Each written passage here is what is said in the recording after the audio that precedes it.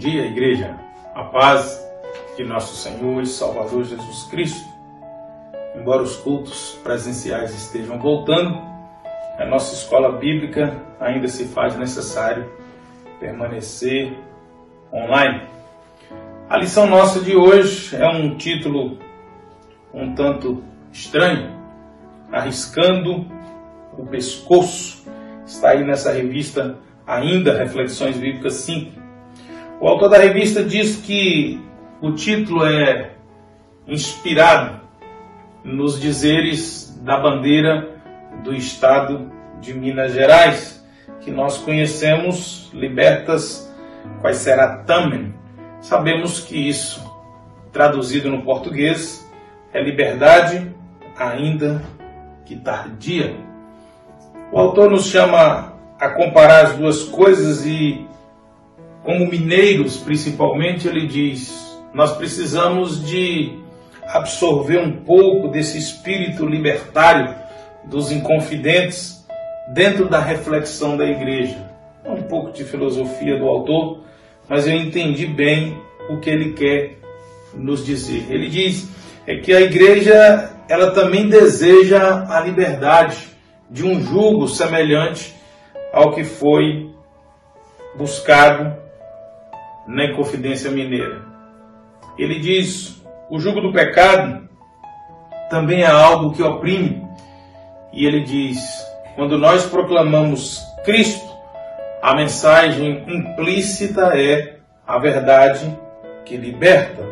E ele diz: a religião propagada pelos líderes religiosos da época, os judeus, ele diz, era uma religião que escravizava, e por que não dizer uma religião que também oprimia. E é nesse contexto, já que aquela religião era uma religião extremamente legalista, ou seja, valia o que ia sendo aprovado, ele diz, é mais ou menos semelhante ao sistema enfrentado na Inconfidência Mineira. Ele diz, se formos olhar para os nativos, para os índios, para os escravos, eles eram explorados, eles eram tratados como coisa, produtos, haja vista que os negros eram arrancados de sua terra natal, de seus familiares, e eram trazidos numa qualidade desprezível do ser humano para os trabalhos forçados. Ele diz, os portugueses e os seus descendentes que vieram a nascer no Brasil, que vieram para tentar uma sorte melhor, que acreditavam que estavam começando uma nova vida, numa nova terra, experimentaram também um momento extrativista indiscriminado, irresponsável, onde as riquezas da terra e os impostos abusivos, e esse processo que era mais um saque da coroa portuguesa, fomentou a Inconfidência Mineira. E o autor nos chama a pensar que no início da era cristã também, o Império Romano, dentro da sua ascensão, expansão, ele também exercia uma dominação, ele também subjugava, ele também oprimia em nome do Estado. E aquela forma de governo nada mais era do que sustentar as regalias dos impérios e da dinastia e capricho dos Césares através da opressão da população. E aí, quando o autor faz esse pano de fundo para a nossa lição dessa manhã, ele fecha esse pano de fundo com a seguinte aplicação para a sua vida. Algumas lideranças, em vez de trabalhar em favor do coletivo, o fazem em proveito próprio e assim oprimem a sociedade. A igreja está em posição de liderança. E para início da nossa lição, embora pareçam duras as palavras do autor, é bem verdade que alguns líderes estão muito mais interessados, e algumas denominações estão muito mais empenhadas em construir impérios, em promover regalias, às custas do sofrimento de alguns, às custas da extração até o limite ou além do limite de alguns. mas na realidade a mensagem que deveria ser de libertação volta a ser uma mensagem de julgo. E aí o autor nos chama a refletir sobre isso. E o primeiro tópico que ele nos chama a meditar é: quando conhecemos a Jesus de forma pessoal, nos dispomos a arriscar. Quando ele traz esse contexto de pôr o pescoço à prova, é essa a ideia que ele quer. E aí ele nos chama a meditar, e toda a lição está baseada no capítulo 4 de Atos. Ele nos chama a meditar em Atos 4, de 1 a 3. Enquanto falavam ao povo, Pedro e João foram confrontados pelos sacerdotes, pelo capitão da guarda do templo e por alguns saduceus. Os líderes estavam muito perturbados, porque Pedro e João ensinavam ao povo que em Jesus há ressurreição dos mortos. Eles o prenderam e, como já anoitecia, os colocaram na prisão até a manhã seguinte. Veja que a razão que levou o apóstolo Pedro e João à cadeia é justamente porque eles estavam pregando a ressurreição, e nós sabemos que os saduceus não criam na ressurreição. E era uma casta dominante. Esse bom exemplo aqui que constatamos na escritura bíblica é a constatação real da opressão que o sistema religioso, principalmente judaico da época, impunha. Nós começamos a viver um tempo agora, claro que foi em função da pandemia, de proibição dos cultos, de redução do acesso e cuidados necessários à parte. Nós sabemos que houve quem tem aquela ideologia de Estado desvinculada da religião um proveito disso. Porque eu concordo com o que foi feito para conter a disseminação do vírus. Porém, eu não vi o mesmo empenho e a mesma dureza com que as igrejas, por exemplo, foram tratadas e acusadas de disseminar para o transporte público. Nós não vimos isso. Então, assim, a religião sempre sofreu isso. E aqui, de forma mais contundente. Mas a experiência pessoal de alguém com Cristo, genuína, ela nos encoraja a arriscar. E quando nós lemos Atos 4, agora de 18 a 20, a gente vê isso acontecendo. Então, os chamaram de volta e ordenaram que nunca mais falassem e nem ensinassem em nome de Jesus. Pedro e João, porém, responderam: os senhores acreditam que Deus quer que obedeçamos a vocês e não a Ele? Não podemos deixar de falar do que vimos e ouvimos. Literalmente, eles estão colocando o seu pescoço, literalmente, eles estão colocando sua vida à prova. Eles estão dizendo: mediante aquilo que nós recebemos, é impossível que nós não falemos do nosso Salvador. É impossível que nós não falemos do Senhor. E aí vem uma pergunta para nós. Mediante o que você recebeu de Cristo, mediante o que a palavra já fez na sua vida, é justo, é coerente, é honesto você guardar isso só para você? Pense um pouco nisso nessa manhã, porque a tônica da lição vai nos trabalhar isso. Eu separei 2 argumentos de 2 pastores que prezo bastante. Primeiro, o pastor Richard Baxter, ele diz assim: os atuais pregadores não se preocupam mais em pregar o que é certo, e sim o que dá certo. E é verdade. Se enche a igreja, está ótimo. Não, mas não preocupe. Encher a igreja está ótimo. Se melhora a receita, eu detesto usar isso, mas infelizmente a realidade é essa. Se melhora a receita da igreja, está ótimo. Ou seja, não é mais o que é certo, é o que dá certo. Mas dá certo em que sentido? Um segundo argumento que eu separei é do pastor Steve Lawson, ele diz: um claro sinal que pastores não estão sendo profetas é porque ninguém mais deseja matá-los. E é verdade. Os pastores hoje são carregados, bajulados. E é verdade que o que nós encontramos na Bíblia não é isso. Aplicação para a sua vida desse tópico: o conhecimento que você tem de Jesus deve ser pessoal e bíblico. Algo que o leve a se arriscar por ele, pois, o conhecendo, está comprometido em glorificá-lo na vida e na morte. Isso aqui difere quem é cristão e quem é cristianizado. Quem tem costumes de cristão e quem tem fé de cristão. Porque os que têm fé cristã são aqueles que têm uma experiência com o Senhor Jesus verdadeira na palavra e pessoal com Ele. Quem tem isso enraizado no seu coração não há o que temer. Tópico número 2 que o autor nos desafia nessa manhã: quando desejamos que vidas sejam salvas, nos dispomos a arriscar. Quando você tem paixão pelas almas, como bem argumentava o pastor Oswald Smith, no seu livro, inclusive, Paixão pelas Almas, quando nós temos paixão pelas almas, nós nos dispomos a arriscar.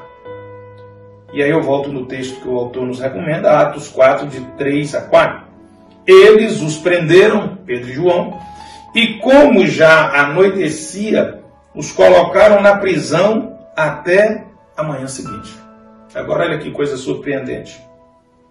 Muitos que tinham ouvido a mensagem creram. Olha que coisa importante. Tudo indica que não houve um sinal claro de manifestação presente. Muitos que tinham ouvido a mensagem creram, totalizando agora cerca de 5.000 homens. E nós sabemos que quando o Novo Testamento, ou quando a Bíblia principalmente no Velho Testamento nos identifica aqui somente os homens, é porque nós sabemos que mulheres e crianças não eram contados nesse censo. Então 5.000 homens que ouviram e creram na palavra. Esse desejo então e essa coragem nós encontramos ela nas palavras do apóstolo na carta aos Romanos, no capítulo 1, nos versos 15 e 16. E assim, quanto está em mim, estou pronto para também vos anunciar o Evangelho a vós que estáis em Roma. Primeira pergunta que eu faço nesse versículo é: para aquela viagem que você está indo, para aquele passeio, para aquele encontro, para aquela festa familiar, para aquele lugar que você está indo, você está pronto só para se divertir ou você está pronto para anunciar o Evangelho? Porque se você não estiver pronto, o apóstolo vai nos dizer o motivo. Olha aqui: porque não me envergonho do Evangelho de Cristo, pois é o poder de Deus para a salvação de todo aquele que crê, primeiro do judeu e também do grego. Meu querido, muitas pessoas não anunciam o Evangelho porque têm vergonha do Evangelho. É porque eles não tiveram experiência com Jesus e com a palavra dele. Então isso é muito simples. Quando você não tem vergonha do Evangelho, você fala de Jesus o tempo todo. Pode ser na festa de aniversário, pode ser no meio dos colegas, pode ser viajando no ônibus, você não tem vergonha. Porque você crê que o Evangelho é o poder de Deus para salvar todo aquele. Há pessoas que têm vergonha de dizer que são crentes, carregam a Bíblia escondido. Você termina um curso da faculdade todinho sem ninguém nem saber que ela é crente. Só vão descobrir quando estão montando ali a formatura, porque agora vai ter um culto, vai ter uma missa, é um culto que eu sou crente. Tem vergonha de ser crente? Cede às pressões. A turma está fazendo coisa errada e você faz, porque senão você vai pegar mal como crente. Não, você que tem que ser sal e luz. Não, eu não faço isso porque eu tenho convicção que isso é errado, porque eu sou cristão. Eu entendo a palavra. Então, querido, nós precisamos ter muito cuidado nisso. E o autor nos faz uma nota interessante. Ele cita o pai da sociologia, considerado por alguns, o filósofo francês Auguste Comte, e fundador do positivismo, quando ele diz o seguinte: olha o que Auguste Comte diz, hein? Não podemos adotar o padrão da presente sociedade de egoísmo, pois isso vai contra um princípio cristão que é o altruísmo. Dar. Querido, isso foi trocado.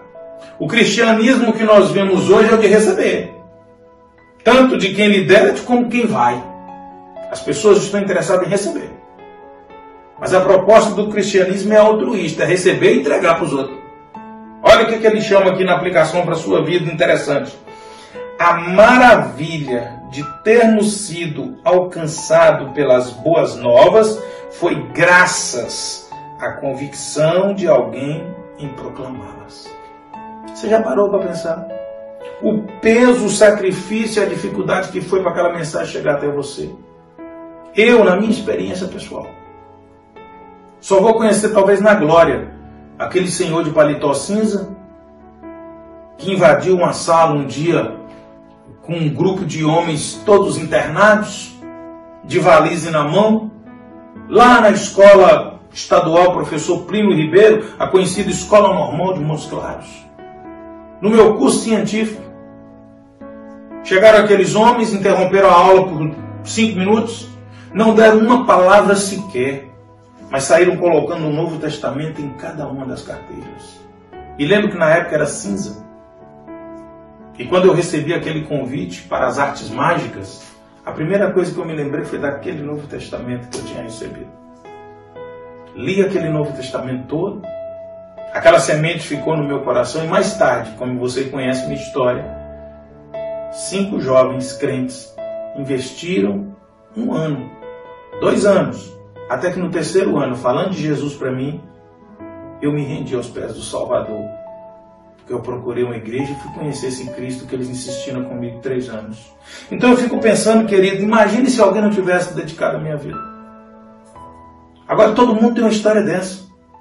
Alguém trouxe o evangelho até você. Não, pastor, eu fui numa igreja, mas alguém plantou aquela igreja. Alguém foi movido por Deus a levar a mensagem em algum lugar. A igreja nossa que as pessoas frequentam nasceu na casa de um irmão. Então, meu querido, nós precisamos ser mais altruístas. Nós precisamos ser mais gratos. Nós precisamos movimentar o ciclo do bem que chegou até você.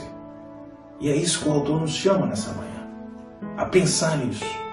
Você não foi chamado para aceitar o Evangelho de Cristo e aguardar em berço esplêndido, como diz a letra do hino nacional, a volta de Jesus.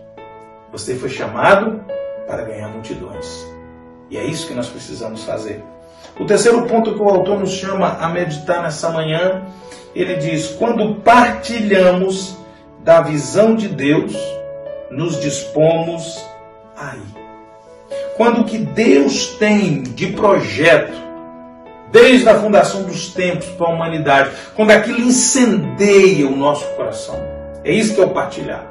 Quando você entende qual é a proposta do Evangelho, quando você entende o que realmente são boas novas, você não consegue guardar isso só com você.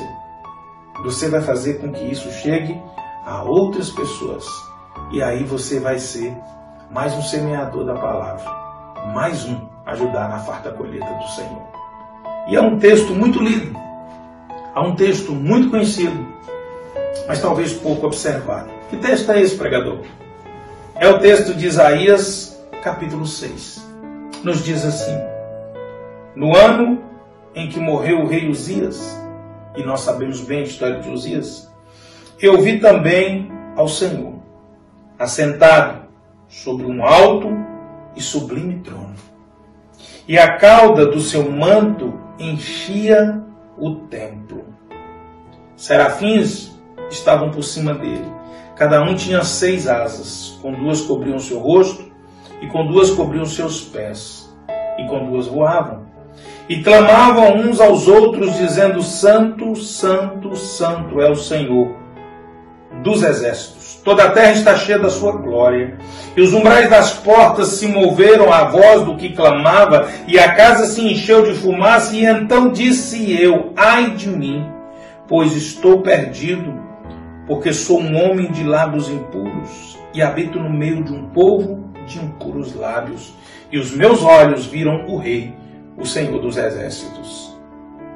Porém um dos serafins voou para mim, trazendo na sua mão uma brasa viva, que tirara do altar com uma tenaz.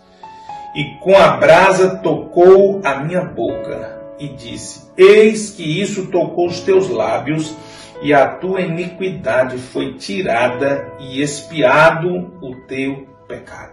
Que espetáculo, que coisa maravilhosa, que texto lindo, uma visão celestial, um homem que tem coragem de confessar o pecado, um profeta. Ele diz, eu sou um homem de lábios impuros porque eu habito no meio de um povo de impuros lábios. Eu me embalei em algum momento com o povo e falei como eles. E a confissão era tão sincera porque havia o pecado nele. E eis que então a iniquidade dos seus lábios é tirada e é anunciado para ele que ele está perdoado do seu pecado. Isso se assemelha muito a mim e a você quando nós entregamos nossa vida para Jesus. E os nossos pecados são expiados através do sacrifício dele na cruz do Calvário. Mas olha o que vem depois, que para mim é o mais contundente. Agora Isaías 6,8, eu li de 1 a 7. Depois disso, ouvi a voz do Senhor que dizia, a quem enviarei? E quem há de ir por nós? Fique pensando no negócio dele. Eu preciso de um mensageiro, Deus está conversando no céu. E então disse eu, eis-me aqui, envia-me a mim. Foi para isso que eu fui salvo. Não é o que nós cantamos? Se não foi para te servir, para que eu nasci? Você nasceu de novo para quê? Para servir. Isaías 6,8, então, é um texto que nos chama a pensar nisso. Evangelho de Marcos, o primeiro evangelho escrito para nós, capítulo 1, versículo de 1 a 4. Olha como é que Marcos começa o seu evangelho. Princípio do evangelho de Jesus Cristo, Filho de Deus. Agora olha que nota interessante. Iniciou-se como o profeta Isaías escreveu. Envio meu mensageiro adiante de ti, e ele preparará teu caminho. Ele é uma voz que clama no deserto. Preparem o caminho para a vinda do Senhor. Abram a estrada para ele. Esse mensageiro era João Batista. E ele apareceu no deserto, pregando o batismo com sinal de arrependimento para perdão dos pecados. Deus sempre envia seus mensageiros para preparar o caminho para a chegada do Salvador. Entende, querido, como é que é importante você anunciar as boas novas? Você precisa entender isso. Agora, detalhe. Veja um pouco da biografia do mensageiro aqui mencionado no Evangelho de Marcos. Evangelho de João, capítulo 1, versículo 19 e 20. E esse é o testemunho de João. Quando os judeus mandaram de Jerusalém sacerdotes e levitas para lhe perguntarem, quem és tu? E confessou, e não negou, e confessou. Ou seja, falou 3 vezes, eu não sou o Cristo. O mensageiro de Cristo não é Cristo. E talvez esse seja o grande problema de muitos dos mensageiros. Eles começam a se sentir Cristo. Como? Eles começam a se sentir donos. Dono do rebanho, dono da igreja, dono de tudo. E isso é um perigo. Por que, pregador, que isso é um perigo? Quando João foi provocado, lá em João capítulo 3, versículo 26, diz, Rabi, aquele que estava contigo além do Jordão, do qual tu deste testemunho, ele o batizando e todos vão ter com ele. Ele está batizando e está montando a igreja dele. Sabe o que João respondeu? João 3, 29 e 30. Aquele que tem a esposa é o esposo. Mas o amigo do esposo que lhe assiste e ouve, alegra-se muito com a voz do esposo. Assim, pois, já este meu gozo está cumprido. É necessário que ele cresça e que eu diminua. Se o mensageiro perder essa visão do mensageiro que anunciou a vinda do Salvador, ele está perdido. Ele está perdido. Por quê? Porque nós vamos, talvez essa seja uma das maiores tentações que o ser humano precisa lidar com ela. Um escritor que infelizmente não conservou-se no caminho, escreveu um livro onde ele falava um pouco sobre isso, sobre a síndrome do inimigo. E olha que coisa interessante que está lá em Isaías capítulo 14, de 12 a 15. Preste bem, li Isaías 6, hein? Agora olha o que está lá em Isaías capítulo 14, 12 a 15.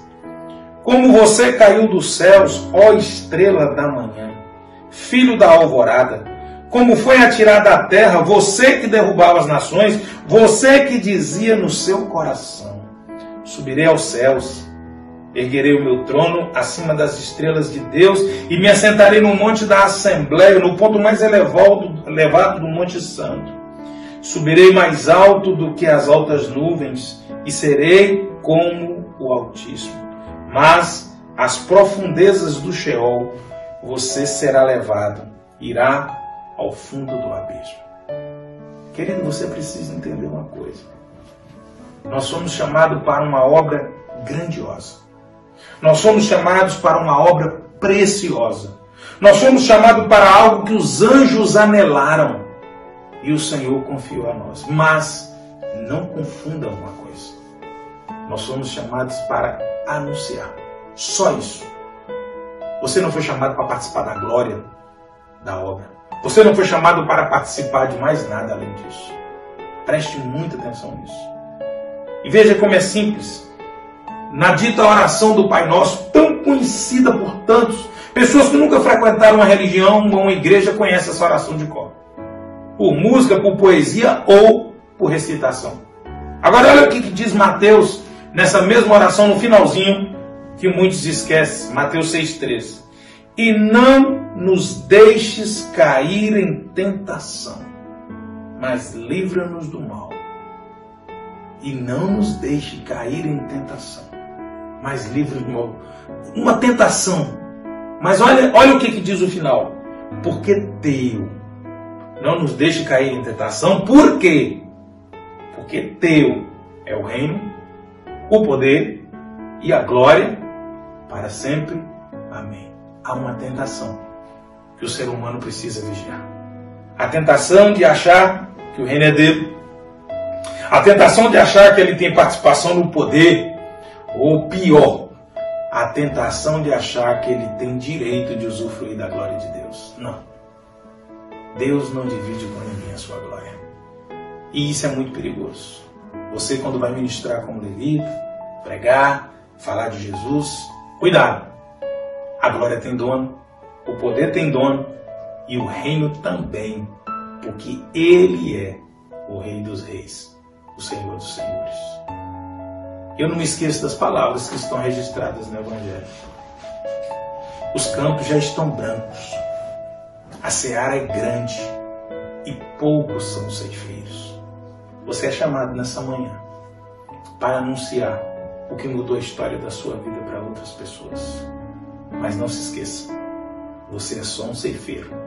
Você não é dono do trigo e nem da fazenda. E nem do celeiro que guarda a fazenda. A recompensa pelo seu trabalho você receberá. Fique tranquilo. Ele é galardoador de todo aquilo que o busca. Ele sabe dar presentes. Mas não caia na tentação de achar que você é dono do poder, do reino ou da glória. Esse talvez tenha sido o maior fracasso de muitas pessoas que se interessam pelo cristianismo, mas acabam se desviando dos ideais dele. Que Deus te abençoe nessa manhã, que o Senhor te levante para trabalhar, que você esteja disposto a pôr seu pescoço à prova, claro que no sentido figurado, mas que você faça um esforço para que outros experimentem o que você já alcançou e usufrui na sua vida e na sua casa. Amém? Recebe a bênção nessa manhã, um bom domingo. Você que não conseguiu agendar mais um horário, porque nós teremos um culto pela manhã e um culto à noite, e ambos vamos celebrar a ceia. Mas você que não conseguiu mais vaga, por favor, entenda, nós não temos como extrapolar o quantitativo. Estamos debaixo de fiel vigilância. E se a gente romper com isso, nós vamos responder muito sério diante das autoridades. Portanto, você que não conseguiu a vaga, prepare na sua casa e agora alimento, o pão e o suco de uva para celebrar a ceia e nos acompanhar no culto, na celebração logo mais. Amém? Eu conto com sua compreensão. Todos vamos ter a oportunidade, fique tranquilo, mas realmente nós precisamos obedecer o dispositivo legal. E agora, que o amor de Deus, o nosso Pai, a graça insondável do Senhor e Salvador Jesus Cristo, a comunhão, a consolação, o poder, o revestimento do Espírito Santo de Deus, seja com a Igreja de Jesus, que agora reuniu dessa forma, e com a Igreja do Senhor Jesus, que se encontra espalhada em toda a face da terra, hoje e eternamente. Um bom domingo, que o Senhor te abençoe, em nome de Jesus.